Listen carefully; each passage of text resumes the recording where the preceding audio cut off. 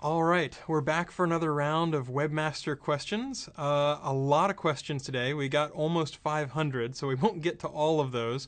But there were a lot of really interesting ones. Let's start off with the most popular one, which came from Web SEO Analytics. They asked, "Hello, Matt. A recent article of Danny Sullivan's suggests that Google uses Twitter and Facebook links as a ranking signal. Can you confirm this? Can you elaborate a little bit more on this?"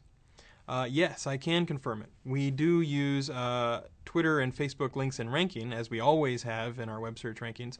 But in addition, we're also trying to figure out a little bit about the reputation of an author or a creator on Twitter or Facebook. And let me just give you a little bit of background on that. I filmed a video back in May 2010 where I said that we didn't use that as a signal, and at the time we did not use that as a signal. But now we're taping this in December 2010, and we are using that as a signal. So the exhaustive place, if you really want comprehensive information, is to go look up Danny Sullivan's article, and we can leave that as a link in the description of the video.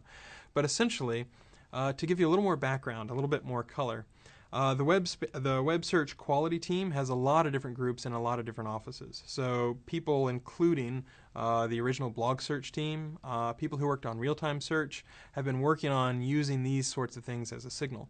So primarily, it has been used a little bit more in the real-time sort of search, where you might see individual tweets or other links showing up and streaming up on the page.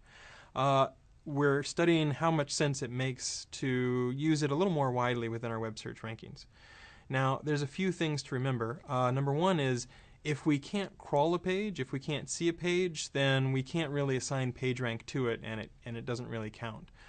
So if we're able to obtain the data, then we can use it. But if for some reason a page is forbidden for us to crawl, or we're not able to obtain it somehow, then we wouldn't be able to use that within our rankings. This is something that is used relatively lightly for now, and we'll see how much we use it over time, depending on how useful it is and how robust it ends up being. The one thing I would caution people about is, don't necessarily say to yourself, aha, now I'm going to go out and get reciprocal follows and I'm going to get a ton of followers, just like people used to get a ton of links. In the same way that PageRank depends on not just the number of links, but the quality of those links, you have to think about, what are the followers who mean quality? Who are the people who actually are not just bots, or some software program or things like that. So it is a signal that we're starting to use a little bit more. You'll see it most within our sort of real-time search as it's streaming through, but we're looking at it more broadly within web search as well.